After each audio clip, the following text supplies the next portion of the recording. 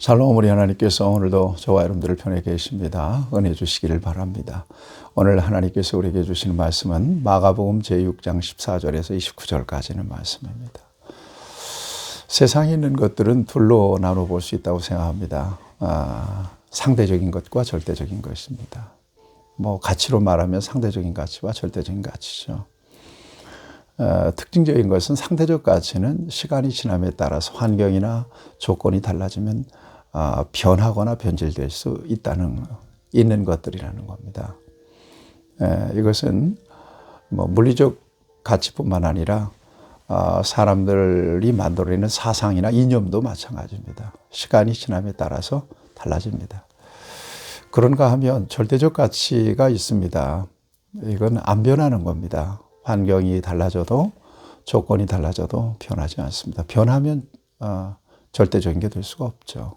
그 세상의 절대적인 가치가 뭘까? 여러분, 기독교 신앙입니다. 기독교 신앙은 절대적 가치, 그래서 진리라고 하는 이 기반 위에 기독교 신앙이 세워졌습니다. 2000년 전이나 지금이나 똑같습니다. 그 진리가 뭡니까? 예수 그리스도입니다.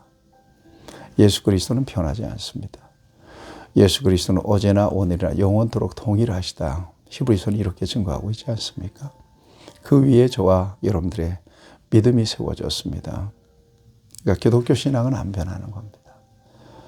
이 땅에서도 예수 그리스도, 또 하나님 나라 영원을 누릴 수 있는 것도 예수 그리스도입니다. 또 예수님이 우리 안에 들어오시면서 예수 그리스도를 중심으로 해서 우리의 인생이 새로 세워지죠. 예수 그리스도의 주권이 우리 안에서 견고하게 서게 되고 그 안에서 우리에게 주신 인생, 우리에게 주신 모든 삶, 자원, 이 모든 것들을 하나님이 주신 은혜, 은사로 여기고 인생의 방향이나 목적도 전혀 달라지죠. 예수님 안에 오면서 우리는 하나님의 영광을 위하여 살아가는 거고요. 우리의 목적은요, 이 땅이 아니죠. 영원한 하나님 나라에서의 부활과 영생을 바라보면서 목적 삼고 살아가는 사람들이 바로 저와 여러분들입니다. 그래서 기독교 신앙은 타협하지 않습니다. 적어도 기독교 신앙 안에서는 결코 중간지대가 없습니다. 회색지대가 없습니다.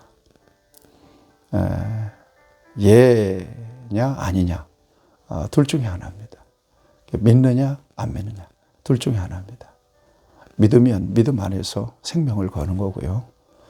불신앙하면 또 믿지 못하는 거고요. 저와 여러분들은 믿는 자로 하나님 앞에 있습니다. 나는 예수 그리스도를 내 생명의 구주로 믿습니다. 예수 그리스도 안에 내 모든 죄사함이 있음을 믿습니다. 나는 예수 그리스도 안에서 영생 얻었음을 믿습니다. 하나님의 자녀가 되었음을 믿습니다. 나는 이 땅에서 예수 그리스도의 사람으로 살면서 영원한 하나님 나라, 예수님 안에서 약속된 영원한 하나님의 나라를 목적으로, 소망으로 바라보고 살아갑니다. 부족해서 그렇지 예수님처럼 살고 싶은 사람입니다. 따라서 믿음 안에서 저와 여러분들의 말, 행동 하나하나가 선명해야 됩니다. 믹싱이 돼서는 안 되죠. 그래서 기독교 신앙 안에서의 혼합주의, 소위 세속과 거룩이 함께 공존할 수는 없습니다.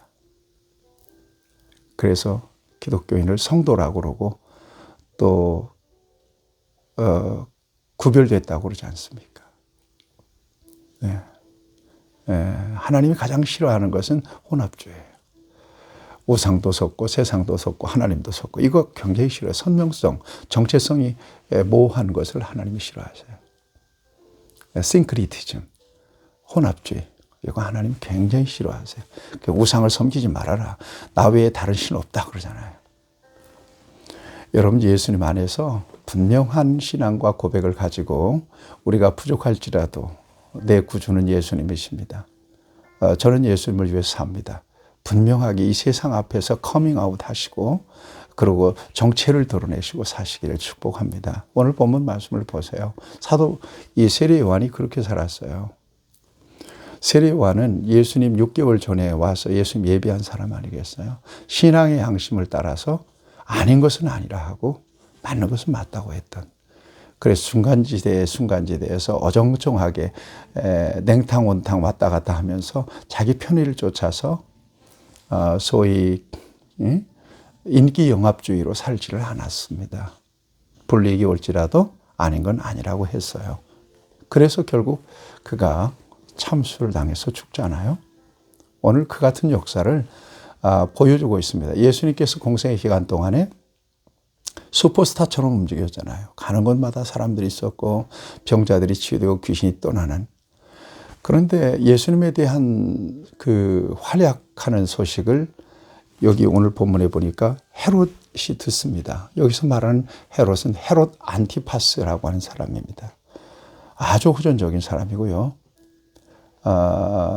이 사람은 세례 요한을 참수한 사람입니다.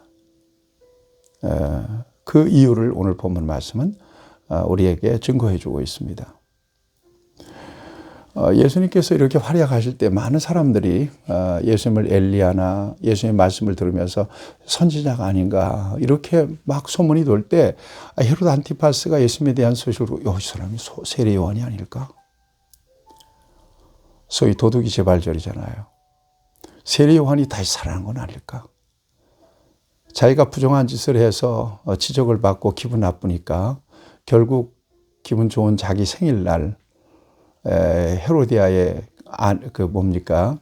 헤로디아의 딸 살로메가 그냥 멋진 춤을 추니까 홀딱 반해가지고 요구하는 거 다 주겠다. 그래서 살로메의 어머니 헤로디아가 세례 요한의 머리를 소반에 담아달라고 요구하라고 해서 결국 약속한 거기 때문에 세례 요한을 목을 베서 죽였지 않습니까? 근데 이게 항상 이 헤롯 안티파스의 마음속에 남았던 것 같아요. 이게 트라우마가 되고. 근데 예수님이 막 그렇게 움직이니까 당대 세례 요한은 어마어마한 이 종교적 권위자로 어쩌면 기인으로 엄청난 카리스마가 있는 사람으로 유대 광야에 나타나서 회개를 선포했던 사람이고 그리고 그 주변에 수많은 사람들이 모였잖아요. 그러니까 예수님이 자기가 죽인 세례 요한이 살아나서 그렇게 활동하고 있지 않나 이렇게 생각할 수도 있는 거예요. 그러면 헤롯 안티파스로서는 굉장히 당황스럽고 두려운 일이지 않습니까? 예. 오늘 본문 말씀을 여러분 보세요. 왜 헤롯이 세례 요한을 죽였느냐? 헤롯 안티파스가 이복 동생 빌립의 아내를 취했거든요. 여러분 이건 자명하게 잘못된 거 아니겠어요? 어떻게 그럴 수가 있습니까? 누구도 얘기 못 하는데 세례 요한이 지적하는 겁니다. 그건 잘못됐다고. 그건 죄악이라고. 그러자 헤롯 안티파스가 이 세례 요한에 대해서 어떤 감정을 갖게 되었을까요? 그러던 차에 자기 생일날 세례 요한을 목베어서 죽이는 이런 일을 자행한 사람이 바로 헤롯 안티파스입니다. 세례 요한은 죽더라도 아닌 것을 아니라고 이야기하고 잘못된 것을 잘못된 것이라고 지적했던 진정한 신앙인이었고요. 여러분, 저와 여러분들이 세례 이 요한을 통해서 오늘 그리스도인들의 이 시대 속에서의 분명한 정체성을 다시 한번 확인해야 된다고 생각합니다. 예와 아니오가 선명하지 않은 삶. 이건 세속에 속했는지 구별됐는지 선명하지 않은 삶이죠. 여러분, 그래서 세상에 교회가 많고 예수 믿는 사람들이 이렇게 많아도 세상이 안 변한다. 기독교인들의 책임 아니겠는가 하는 거죠. 예수님 빛과 소금이라고 분명히 말씀하셨는데, 소금이라면 만일은 소금, 빛이라면 말 아래에서 전혀 빛의 역할을 할 수 없는 빛. 이 모습이 세례 요한의 모습을 통해서 큰 도전을 받는 것입니다.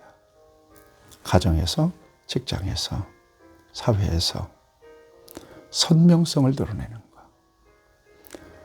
환경이나 조건이나 대상이나 상황에 따라서 변하지 않고 예스와 노를 정확하게 할 수 있는 그런 사람으로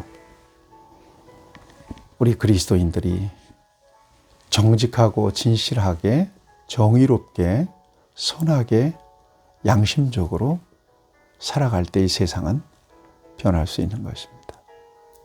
결국 그러다가 세례 요한처럼 참수를 당하고 믿는 사람들이 불이익을 겪을 수도 있습니다.